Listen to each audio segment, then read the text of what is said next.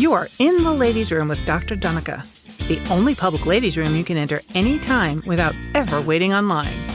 I'm your host, Dr. Donica Moore. We'll be having real conversations with real women about really intimate issues. They may be embarrassing, sad, or funny, but they will always be interesting and informative. You know, like the best conversations you've had in ladies' rooms with your best friends, or total strangers and a physician. Please join us. Welcome to the ladies' room, everyone. I am so excited. Today is the first episode of my podcast where I get to break breaking news. However, it's really disappointing breaking news. Our guest today, Lisa Mandelblatt, has recently withdrawn from her campaign as a candidate for New Jersey's 7th Congressional District, which is my district. And I was so excited to be supporting her. She was a lifetime community activist. She's a resident of Westfield, New Jersey, an educator, and a very well-educated attorney who has actually read the Constitution and studied the Constitution. She was running to better represent our district and to give a voice to the real needs and values of our community. Her platform was one I was 100% behind, which included protecting the advances of the Affordable Care Act and addressing its weaknesses. But she also wanted to make sure that all Americans have access to quality and affordable health care, as well as full access to the full range of reproductive health care services when they need them. She's a fervent supporter of women's rights and social justice. But Lisa did not get invited into the ladies' room today because I was supporting her as a candidate. Lisa is actually here to talk about her own experiences as a patient when she was a young mom diagnosed with thyroid cancer. Now, thyroid cancer affects our master gland, the thyroid, which is located in the neck. It's sometimes called gland central because it affects numerous bodily functions. Symptoms can sometimes include nothing or just a swelling or lump in the neck.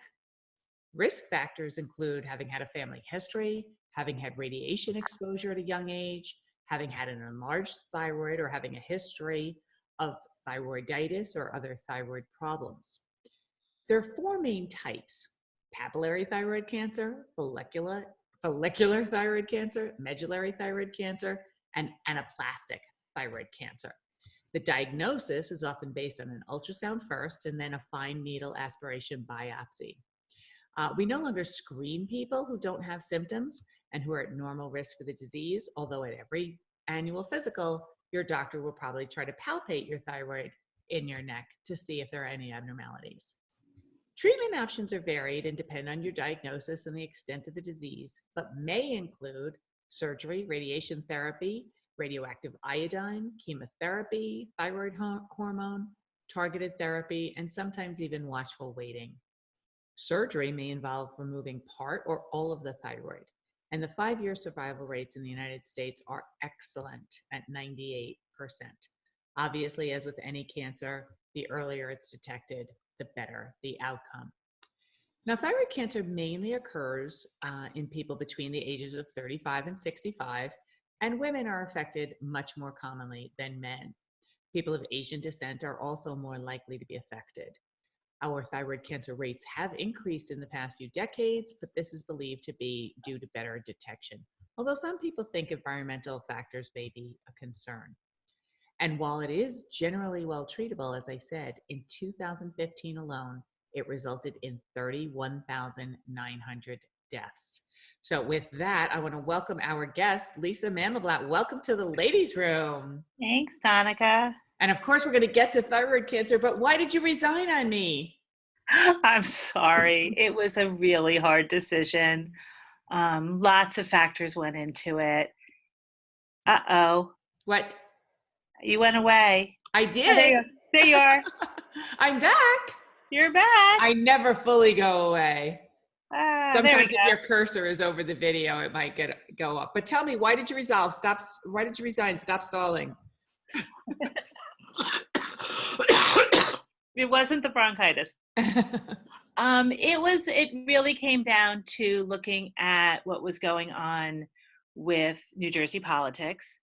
New Jersey is a very unique state in our election process and how endorsements are given. Our county chairs have an inordinate amount of power here in New Jersey, and their endorsement carries with it all sorts of ballot placement that doesn't occur in other states. And so the different counties were starting to award lines. Some were doing it through an open primary, others were doing it through closed doors.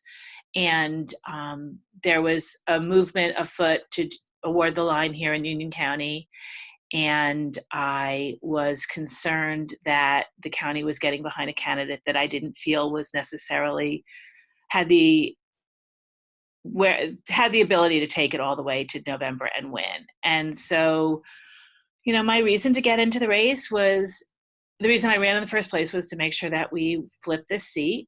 And that's still my mission. And, while I still believe I would have been a wonderful congresswoman, and it was a hard decision. I looked at the facts. I think maybe that's my legal training. I look at all the different sides and, just the reality of what we were dealing with, and realizing that I could do a lot more good by throwing my support behind another candidate than staying in the race. So basically you did what a lot of women do, and you took one for the team. Kind of, yeah, I did. And you told me a staggering statistic about the number of women who entered congressional and other races for the first time in the past year. What is that number? I believe there's 26,000 women contacted Emily's List. And Emily's List is an acronym. It means early money is like yeast. It helps the dough rise. And Emily's List helps elect pro-choice Democratic women on every level. And so about 26,000 women reached out to Emily's List since the Trump election, expressing an interest in running. And so we're seeing it all over the country. Well, that's incredible. I actually even thought of running myself, and then I just lied down until the feeling went away. That was probably a smart decision. I'm sorry to hear that you're sick. This seems to be a lot going around. Yes, I'm on the mend. I'm very glad to hear that, of course, my first concern when I heard that you had withdrawn from the race was that there was some terrible health problem that had come up. And I'm glad to hear that's not the case, even though you're here to talk about a terrible health problem, but it's resolved. So, I was delighted to talk to you. I had the same experience with you that I have with so many women. When I tell them about the concept of the podcast and in the ladies' room and what we're trying to achieve and where we're going, people immediately resonate with, oh, well, I had this. And you just very matter-of-factly told me, oh, I had thyroid cancer when I was a young mom. So how old were you when you were diagnosed? I was 39 years old. Very young. Very young. Very young. I had a summer cold.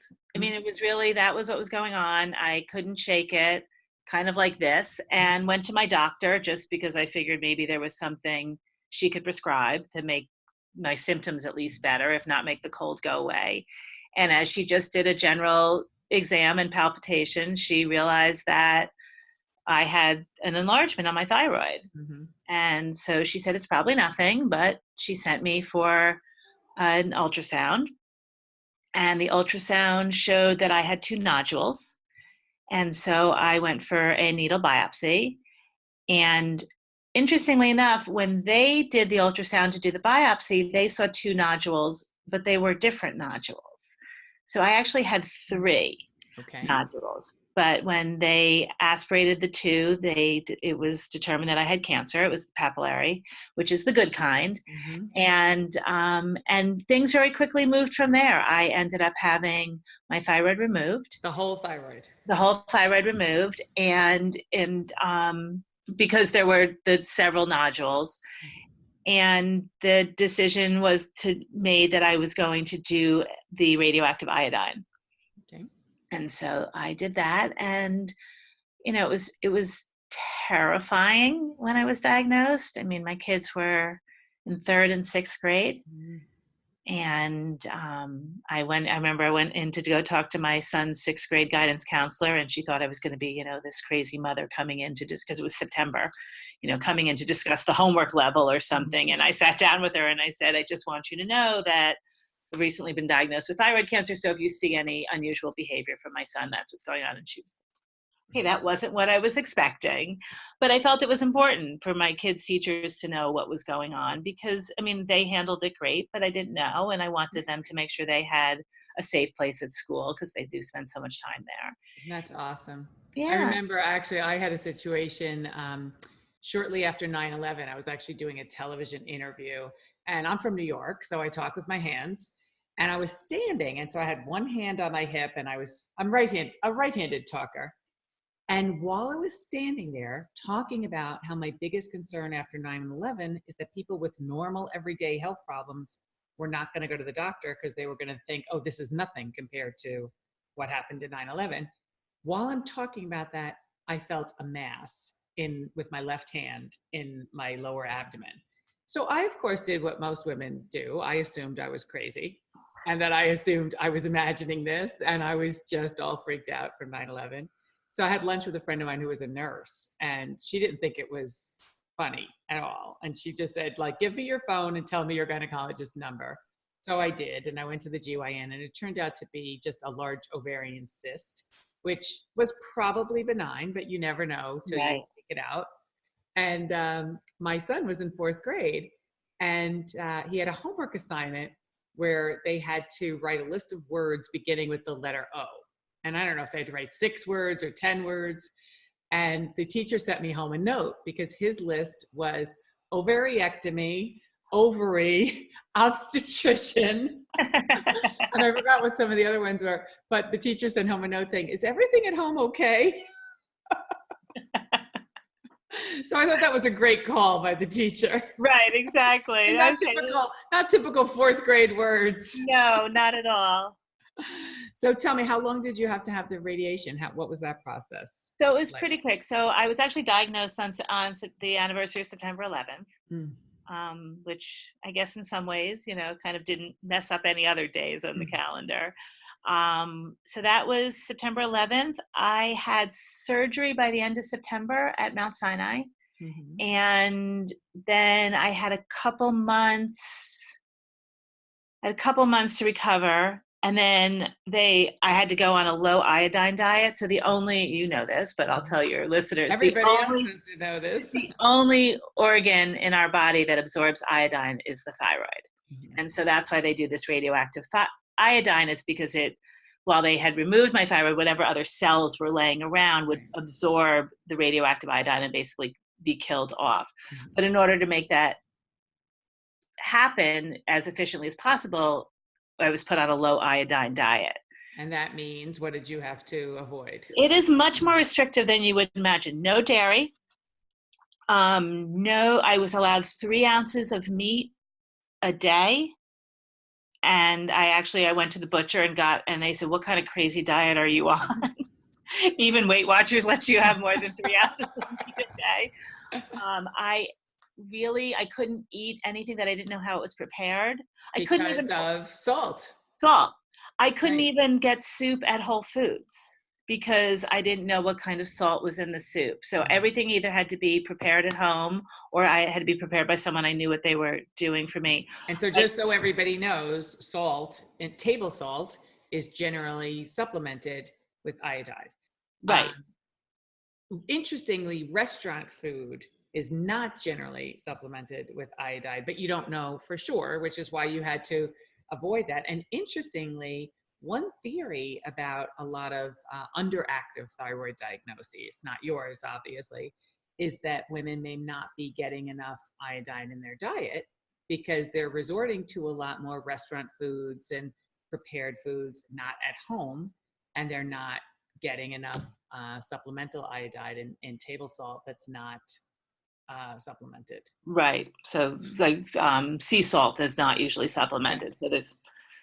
Yeah. So I had to be very careful. I subsisted on dried fruit and nuts because I didn't feel like cooking. And I was so lucky. I had a wonderful community that stepped up and prepared foods for my children and drove them carpools and kind of let me take care of getting better, which I was really lucky with that. But it takes a village thing. It was really a village. I mean, I don't know how we would have gotten through it without that. And, just for food would just show up at my house and my children would just get picked up and driven to wherever they needed to be. And I didn't have to ever put up the white flag. It was was really remarkable. But yeah, it was tough. And so that was, I guess, December is when I did the treatment. And because my children were young, I couldn't be near them because I was radioactive. Right. So I went home to where my parents, the house I grew up in, went back to my childhood bedroom and spent 3 days quarantined until I could re-enter and be amongst people, because at that point the radiation had lessened enough. And my first meal that I could have where I didn't have to worry about what I was eating was a slice of pizza.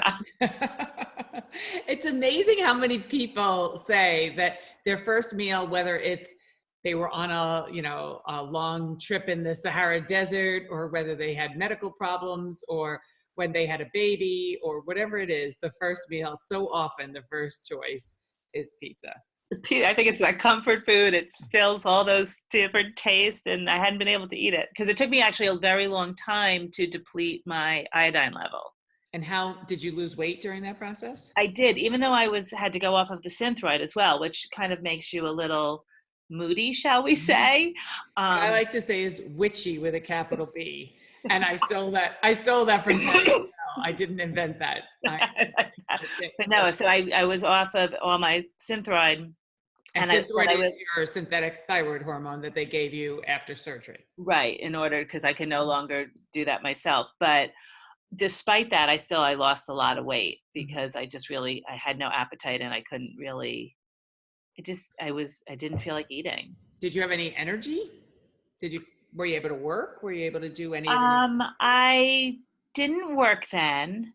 I had okay energy. I did. I mean, I was recovering from surgery and it wasn't that much time, but I felt okay other than that. But it was just that the food part of it was much more difficult than I thought it would be, which seems so silly. And, the people recovering from cancers, it was such a simple thing. But, when you sort of, anything that you feel denied, and I'm feeling a little sorry for myself, it just sort of added insult to injury.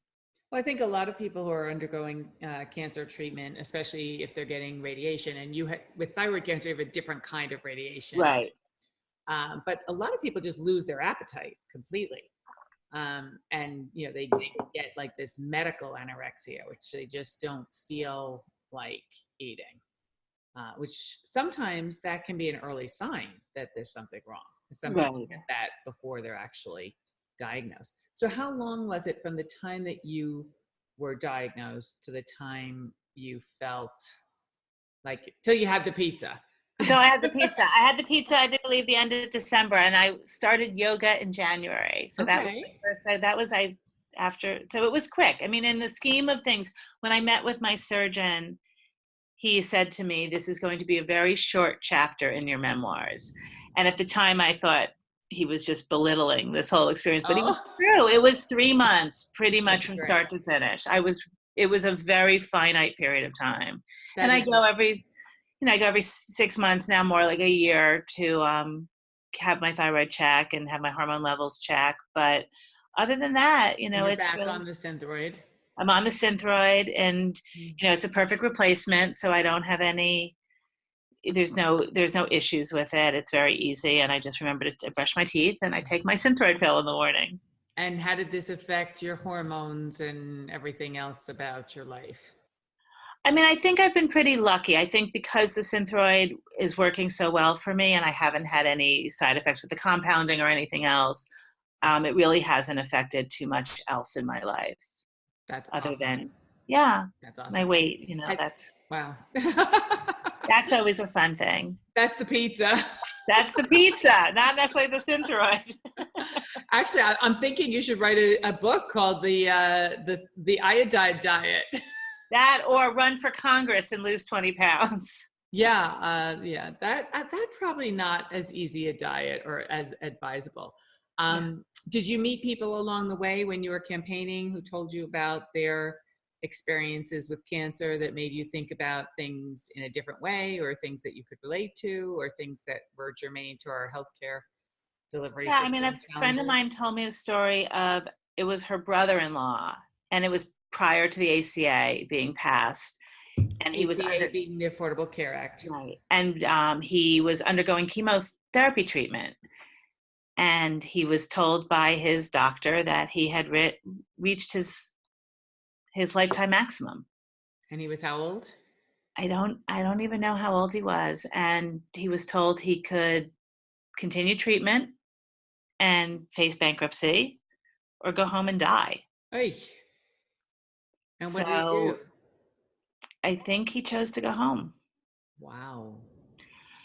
You know, no one should make that decision. I was so lucky. I never had to think twice about how we were paying for my healthcare because we had really good healthcare insurance, and it really made it so much more important to me. Or I became so much more aware of how everyone should have that that luxury. It shouldn't be a luxury. It should be just, you know, it should be a right. You should not ever have to make a decision of how you're going to pay for your healthcare. Right, especially your cancer care. I read this story about a 9-year-old girl, and it was written as like this positive feel-good story, but it just made me so angry. This 9-year-old girl was like having a lemonade stand and doing all these fundraisers to raise money to pay for her mother's breast cancer treatment. And it was written as, oh, isn't this great that this little girl is taking this initiative?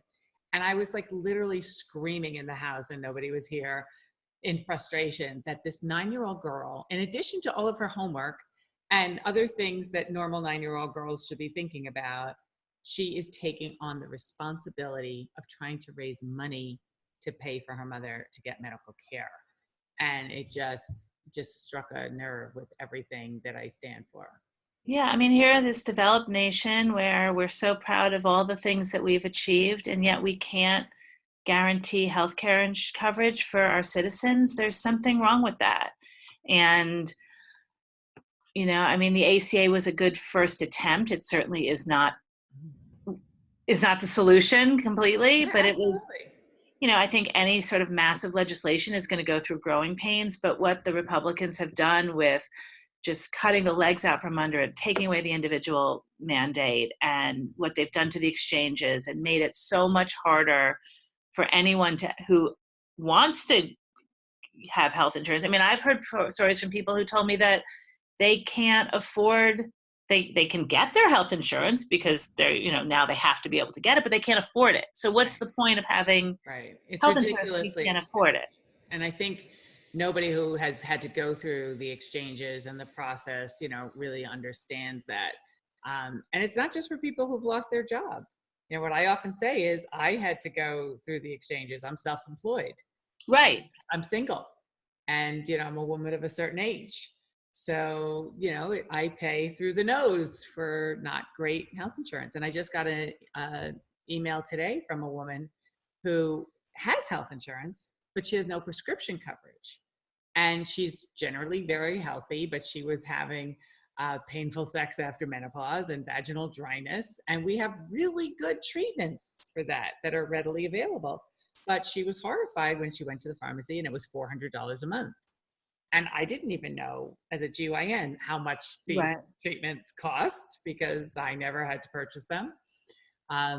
So she, you know, was stuck, and she said, what's the point of having healthcare if I can't afford the treatment?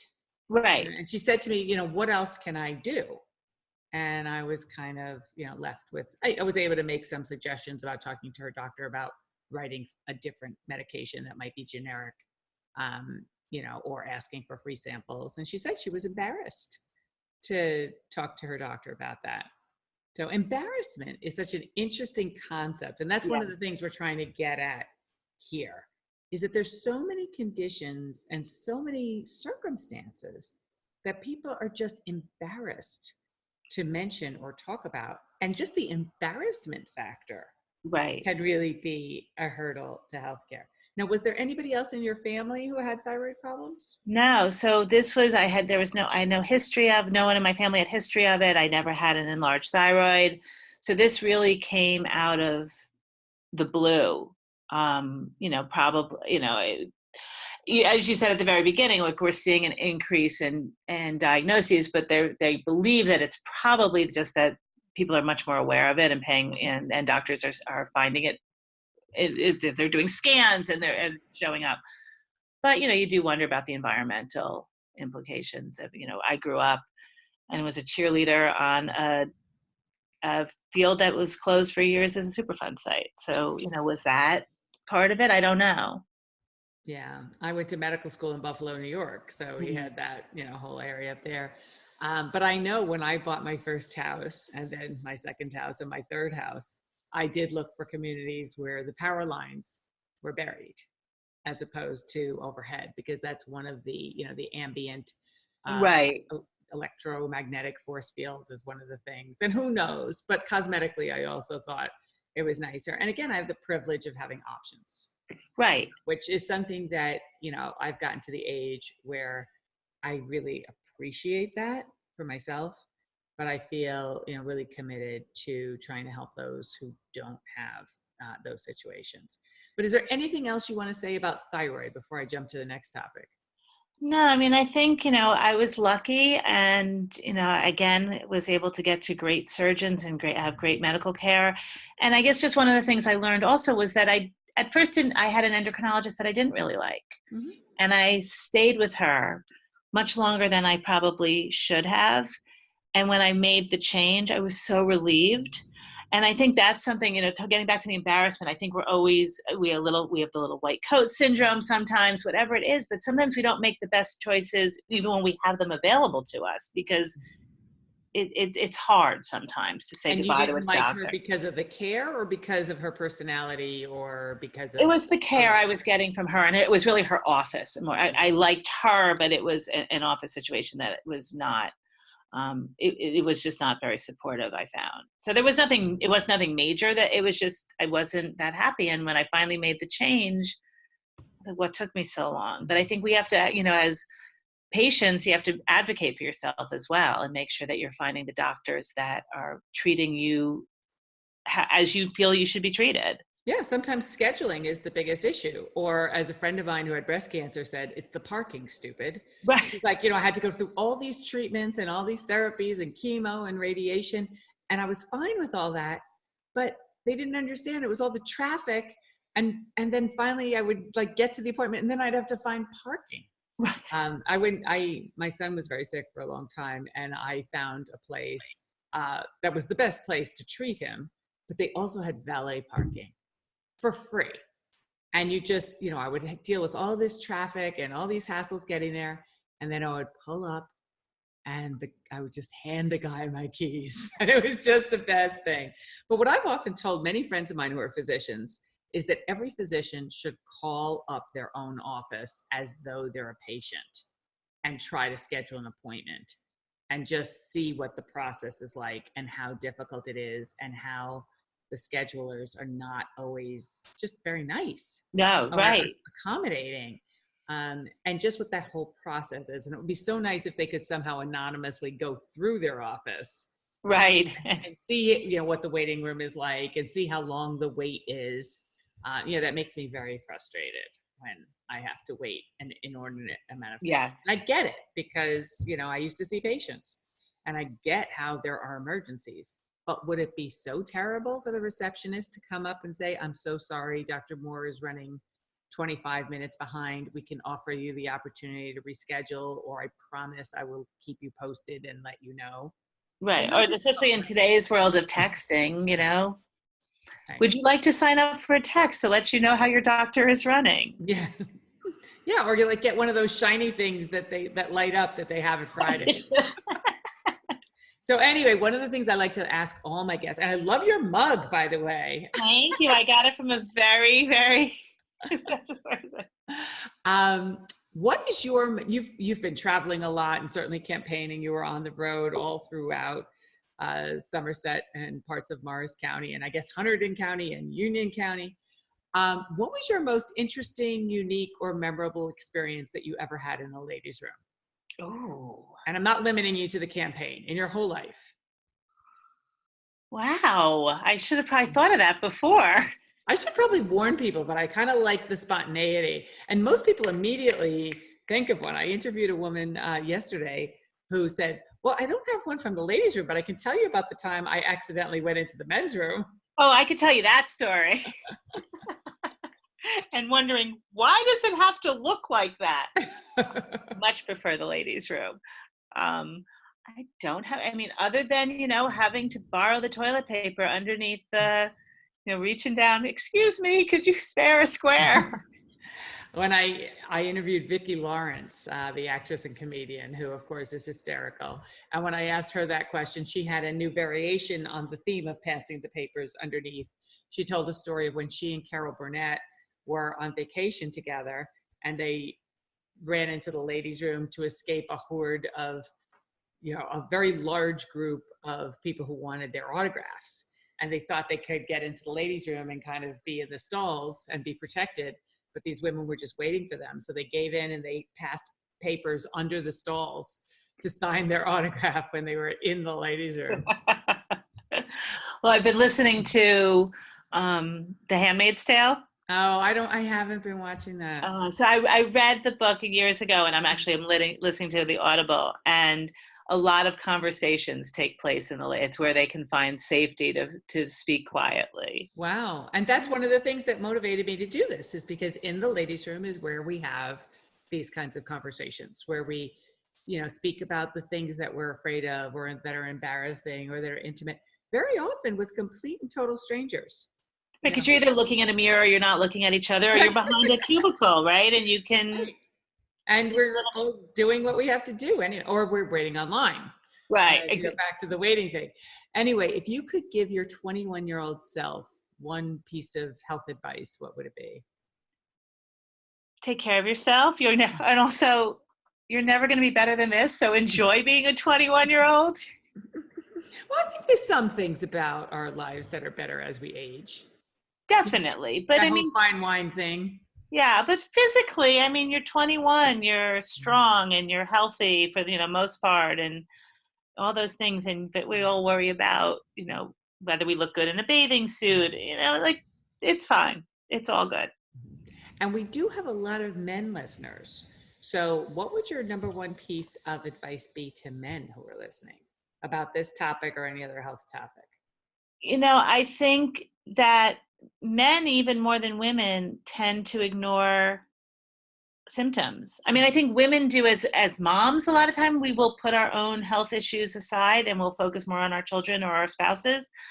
But to not ignore symptoms, that they're not, everything isn't a brain tumor, but sometimes you do have to. Sometimes it is. Sometimes it is, and you have to go to the doctor. And just that we're lucky we live in an age where so many things are treatable. Mm-hmm. And earlier that things are detected, the more treatable they usually are. So it's scary to get that diagnosis, but it's not going away by ignoring it. Absolutely. So I know the number one question on everybody's mind for this whole conversation has been my most important question and my last question. What is next for you? Good question. I don't know. Spending a little time sort of unwinding our campaign, and going to take some time to mourn. It is a loss. This was a big part of it became my life. And then figure out what I want to do next. There's so many issues that I feel so passionate about. And that's what got me into the race in the first place. And so they haven't gone away and they haven't been solved. And so figuring out where I can put my energy best and where I can, use what I've learned and make sure that I can fight for people and amplify the voices of, so many of the issues I cared so deeply about are issues that affect women, the gender wage gap, access to reproductive rights, and, the choices women make all the time on their career versus family. And how do we address those issues head on, and how do I amplify the voices of other women? And so that's really what I want to start doing. Well, please keep us posted and come back anytime. Thank you so much. This has been terrific. And we have really enjoyed talking to you in the ladies' room. Well, thank you for inviting me into the ladies' room. That's all we have time for today. But let's keep the conversation going on Twitter or Facebook at Dr. Donica. And please join us next week for another episode of In the Ladies' Room with Dr. Donica. Real conversations with real women about really intimate topics.